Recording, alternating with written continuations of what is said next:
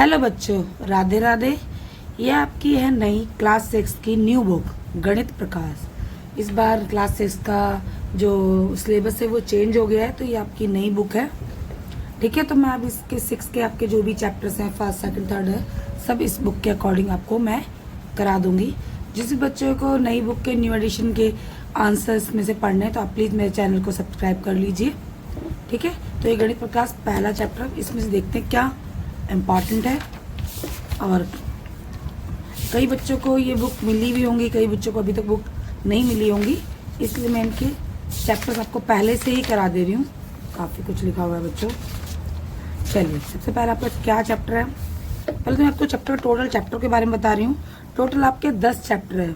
पहला गणित का पैटर्न, दूसरा रेखाएं व कोण, संख्याओं का खेल, तीसरा आंकड़ों का प्रबंधन और प्रस्तुतिकरण, अभाज्य समय, परिमाप व क्षेत्रफल, भिन्न, रचनाओं के साथ खेलना, सम्मति और शून्य की दूसरी ओर। टोटल 10 चैप्टर है। आपके मिड टर्म में मेरे हिसाब से 5 चैप्टर आएंगे। ठीक है, इस बार काफ़ी सिलेबस को आसान करा गया है जहाँ तक मैंने इस बुक को स्टडी किया है। चलिए आपको बताते हैं। सबसे पहले आपका चैप्टर है गणित का पैटर्न। ठीक है, तो चलिए इसके बारे में बताती हूँ कि वन देखो, वन तो गुणनखंड है, ये सबको करता है। वन तो सबको ही गुणनखंड करता है। 1 2 3 4 ये गणन संख्या है। जो भी हम संख्याओं का इस्तेमाल करते हैं वो सारी गिनने के लिए उन संख्याओं का इस्तेमाल किया जाता है। विषम संख्या वे विषम संख्याएं होती हैं जो 2 से भाग नहीं होती, जिनके जोड़े नहीं बनते। ठीक है, सम संख्या क्या होती हैं? जो 2 से भाग हो जाती है, जिनके जोड़े बन जाते हैं, उन्हें सम संख्याएं कहते हैं। त्रिभुजाकार संख्या ऐसी संख्या जिसके जैसे ये विषम संख्याओं में ही गिनी जाएंगी बेटा। इनके मतलब ट्रायंगल की क्या होती है? ट्रायंगल की 3 साइड्स होती ना, तो आप इसे त्रिभुजा संख्या से आप इसे विषम संख्या के रूप में भी कह सकते हो। वर्ग संख्याएं ये आपकी सम संख्याओं के द्वारा गिना जा सकता है। जैसे अब इसमें 1 का स्क्वायर 2 होता है, 4 का 2 होता है, 9 का वर्ग क्या होता है? 3 होता है। मतलब 3 तिया 9, 4 चौक 16, 5 25, 6 छिक 36, 7 49। ठीक है, अब आ जाओ घन। घन में वो संख्या घन होती है, मतलब अगर 2, 8 का घन क्या होगा? 2 होगा। 2 को आप 3 बार गुणा करोगे तो आपका घन निकलेगा 8। यहाँ पे मैं आपको करके भी दिखा देती हूँ। देखिए, जिसके ऊपर पावर 3 होती है ना, 2 की पावर 3, तो आई मीन 2 को आपने 3 बार मल्टीप्लाई किया आपकी, इसे हम क्या कहते हैं? घन। इंग्लिश में कहते हैं क्यूब। ठीक है, जिनके पास बुकें नहीं है वो इस वीडियो के द्वारा अपने काम को पूरा कर सकते हैं। ठीक है, और समझ सकते हैं अपने चैप्टर को। वर्ग में होता है आपको 2 की पावर 2, आई मीन 2 को हम अगर 2 बार गुणा करेंगे तो 4 आ जाएगा। ठीक है, ठीक है। विरांक संख्या 1 2 3 5 8 13, तो ये ऐसी होती है जैसे 2 के आगे 2 बढ़ाया 3 आया, 3 के आगे आप 2 3 जोड़ देंगे तो 5 आ गया, 5 के आगे आप 6 7 नहीं। विरांक संख्या हिंदी में तो बताना थोड़ा सा। हाँ, ये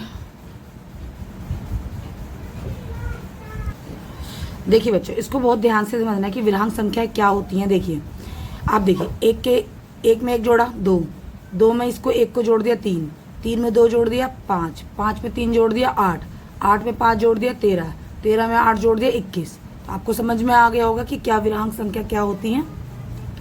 क्योंकि देखो, नया पैटर्न है तो नई चीजें पूछे जाएंगे, कुछ तो नया इंक्लूड हो गई इसमें, तभी तो बुकें नहीं बनाई गई हैं। ठीक है, 2 की घात है, 1 का 1 करोगे 1 आएगा, 2 का 2 करोगे 4 आएगा, 4 का 4 से करोगे तो 8 आ जाएगा, 8 को 8 से करोगे मतलब 8 की 2 करा, 2 की घात है तो 16, सब में पावर बढ़ा दी गई है। ठीक है, और 3 की घात है, यहाँ पर 1 दूनी 2, 2 दूनी 4, 4 दूनी 8, 8 दूनी 16, 16 दूनी 32, 32 दूनी 64। ऐसे आपको 2 की घात है।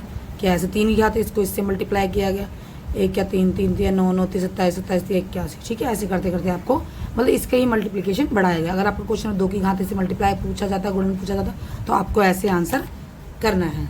ठीक है, अब आ जाते हैं आपके यहाँ पर गणन संख्या देखो यही अभी आपको बताया गया था, इसमें जैसे एक से तो एक ही होगा, ये एक है, दो है, तीन है, चार है, पाँच है, ऐसे यहाँ पे एक, तीन, पाँच, ये विषम संख्याएं हैं। सम संख्या जिनके जोड़े बन जाएं, ये सारी सम संख्या हैं।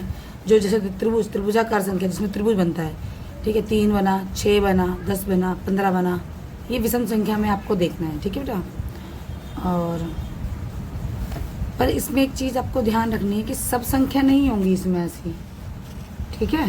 जैसे 13 तो विषम संख्या है पर 13 त्रिभुजाकार संख्या नहीं है, ठीक है। तो इसमें आपको ध्यान देना है। वर्ग संख्या जिसमें किसी का वर्ग बने, 4 चौक 16, 3 तिया 9, 2 दूनी 4, 5 25। और घन संख्या जिसमें किसी भी संख्या को 3 बार गुणा किया जाए तो उसका ऐसा बने, ठीक है।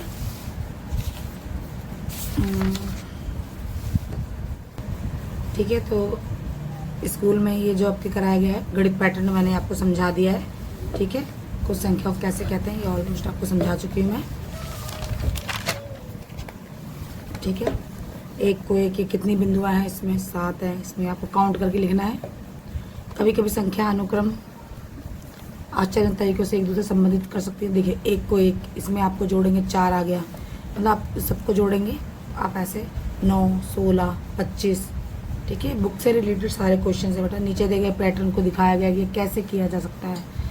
1 फिर 3, 1 3 5 7 ऐसे करके ऐसे देखिए, पहले 1 3, 1 ऐसे ऐसे ऐसे ऐसे ऐसे, ठीक है। इस तरीके से इस चित्र को दर्शाया गया। टोटल इसका ऐड करके यहाँ पे आपको 36 दिखाया गया।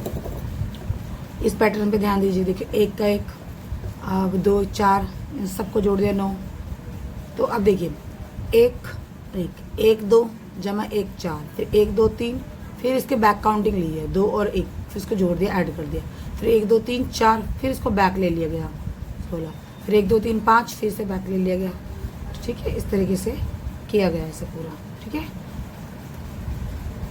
क्या आपने नीचे दिए गए बिंदु को एक ऐसा ही चित्रात्मक स्पष्टीकरण कर सकते हैं? तो ये देखिए आपका कर रखा है यहाँ पे, ठीक है, ग्रिड बिंदु से। तो मतलब चैप्टर 1 में ज़्यादा कुछ खास नहीं पूछा गया है, ठीक है। आपको 6th क्लास में हो, सबसे पहले तो आपको 2 से लेकर 20 तक टेबल्स आनी चाहिए। हिंदी में आपको काउंटिंग लिखनी आनी चाहिए। रोमन काउंटिंग के बारे में पता होना चाहिए, ठीक है। और अब आ जाते हैं सारणी 3, आकार अनुक्रम के उदाहरण। त्रिभुज, देखो त्रिभुज ऐसा बनता है, चतुर्भुज ऐसा बनता है जिसकी चारों भुजाएं बराबर होती है। पंचभुज, पंचभुज में जिसकी 5 भुजाएं होती हैं, जिसकी 5 भुजाएं होती है। षटभुज में जिसकी 6 भुजाएं होती हैं, ठीक है, जिसकी 6 भुजाएं होती है। सप्तभुज जिसकी 7 भुजाएं होती हैं। अष्टभुज, अष्टभुज जिसकी 8 भुजाएं होती हैं। नवभुज जिसकी 9 भुजाएं होती हैं। 10 भुज जिसकी 10 भुजाएं होती हैं। तो ये क्वेश्चन बन के भी आ सकता है, ठीक है। ये आपकी एक रेखा है, ये त्रिभुज है, ये ठीक है, ये संपूर्ण आलेख है।